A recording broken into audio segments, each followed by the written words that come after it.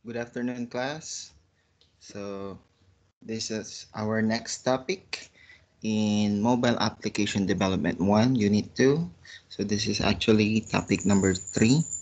And good afternoon again. So, we will start with Unit 2, Introduction to Android SDK. So, what is SDK? SDK stands for Software Development Kit that enables developer to create application for the Android platform. So if you're going to create an application for Android, you need the SDK or the software development kit. So by this topic, at the end of this unit, you should be able to define Android SDK, distinguish Android SDK features, and identify the SDK tools.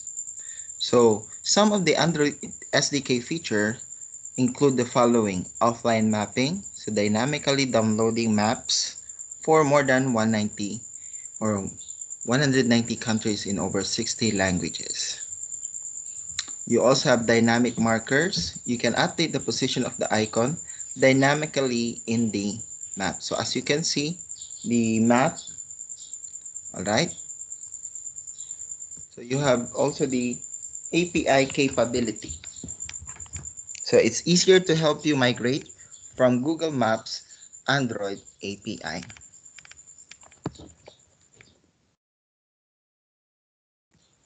You also have the Android Development Environment Kit. So in this topic, we will start to discuss on how are you going to install the Android SDK. So this topic is more on how are you going to install the Android environment, or what you call IDE of Android. So how to install an Android SDK? So first you go to this website. So the website is http developer.android.com.studio. So once you go there, you will be redirected on this website. As you can see, yan. So this is the website where you will download the Android SDK, or the application tool used to create Android programs or Android application. After that, you click download Android Studio, and then you can read the end user license agreement, or EULA. And then afterwards, just click the download Android Studio for Windows.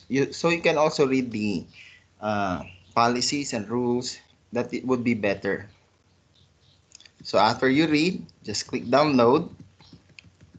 Then you will proceed to the Welcome to Android Studio setup. Just click next. And then check the components you want to install and uncheck the components you don't want to install. So just click next to continue. Next. And then the location where you're going to install the Android application.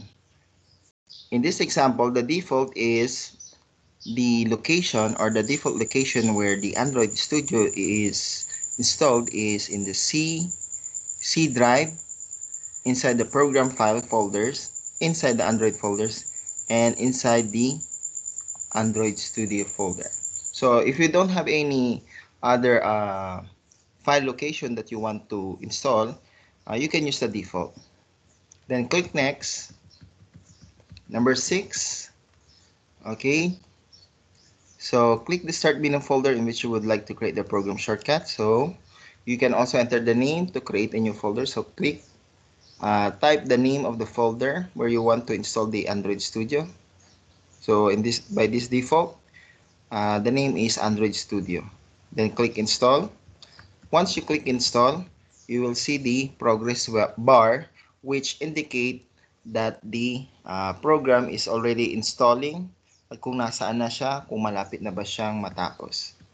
So afterwards, so kapag tapos na, so mag-appear yung installation complete or completed. Then click next, and then mag-a-appear yung dialog box. Sasabihin niya, Android Studio has been installed on your computer. So click finish to close it up. So click finish. Then we're done installing the Android SDK. The next that we're going to download and install is the JDK, or the what you call the Java Development Kit. Yung pinagkaiba ng SDK sa JDK class, ang SDK that is the environment or yung tools kung saan kayo magko-code or gagawa ng program. Alright. So yun lang yung dinownload niyo. But actually yung actual na compiler kung saan siya yung gagamitin natin para mag-function yung mga button once you click it, or kung gusto niyo lagyan ng action yung mga button, you will use the JDK.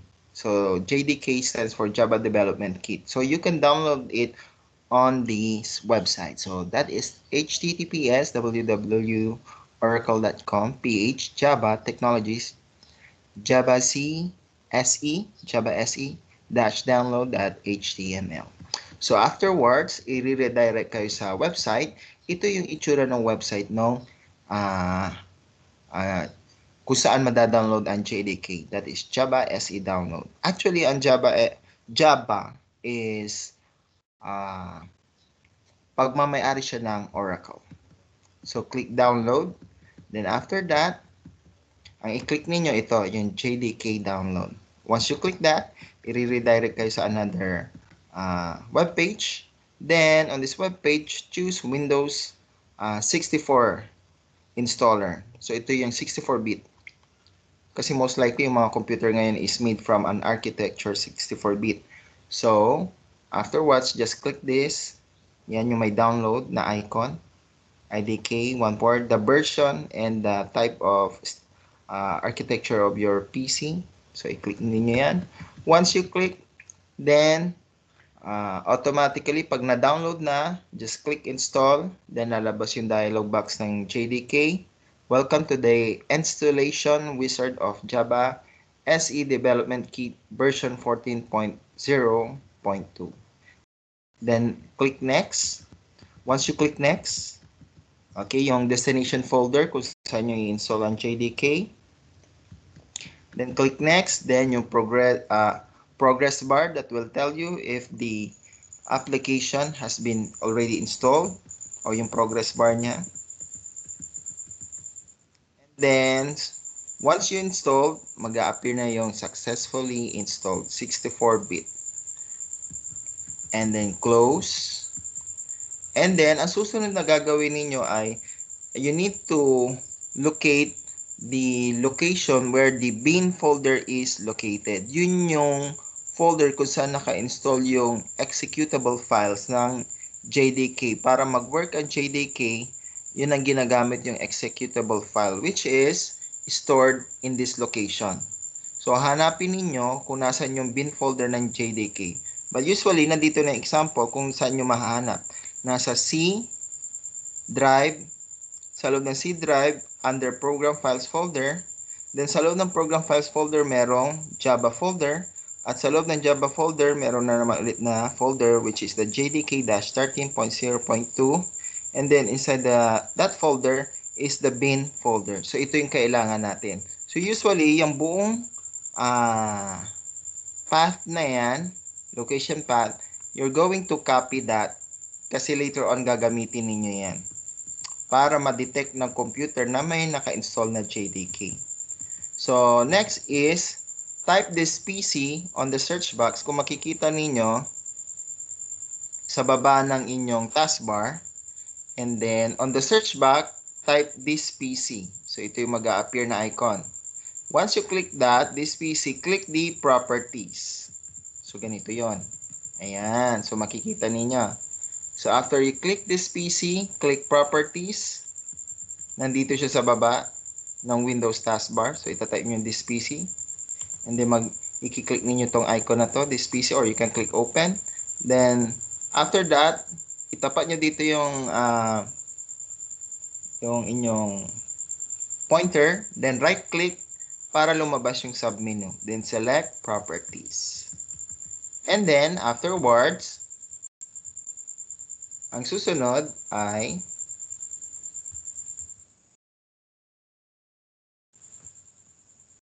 ayan, number 10 is lalabas na yung advanced system settings window. So the next thing that you have to do is click this one. Ayan, advanced system setting. Then next is click on the environment variables. Ito.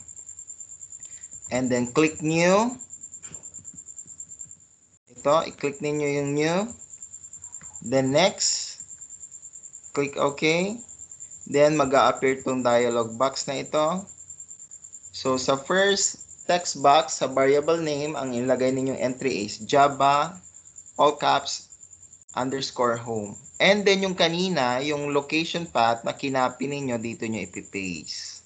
Yan, C program files, Java JDK 30.0.2 / bin folder. Then once you're done, just click OK. Ang purpose nito class, para sa pag inopen ninyo, ginamit nyo na yung Android ninyo, yung Android editor ninyo, at pag gumawa kayo ng mga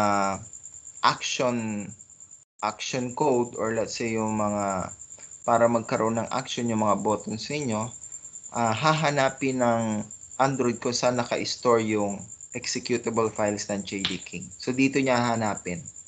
So ibig sabihin naka-record na sa computer or sa Windows memory kung saan niya hanapin JDK. Pag hindi nyo in-install yan, hindi mag-work yung mga button ninyo sa Android.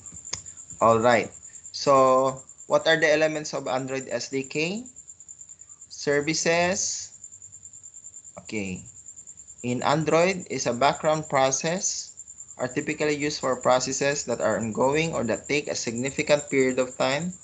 And a service doesn't have a user interface, so they are often combined with other components such as activities. Later on, pag gumawa na kayo ng application ninyo class, madadaanan nyo yung mga service activities na mga terms na yan. Content providers. A content provider is a component for managing a data set. So this data set can be private to your application or can be shared with other apps able to query and modify the data. If you create a content provider to manage data for your own app, your UI components such as activities will use the content provider, typically to the content resolver class, to interact with the data. And the last one is the broadcast receiver. The Android system makes various types of broadcasts and app can respond to. So you can also develop apps to make these broadcasts, but this is far less like than to listen for your existing broadcast. So at least for your first app, system announcement include information about the device hardware, such as the battery level, the screenshotting of, the charger being plugged in an outlet, etc. is one of the what you call broadcast receiver, which is an element of Android SDK. Later on, kapag nasa topic na tayo na gumagawa na kayo ng application, makikita nyo lahat to class. Babalik ulit tayo dito sa services, content providers, and broadcast. So that's it for now. And thank you for listening and for your participation. And I'm glad to see you next meeting for our online class.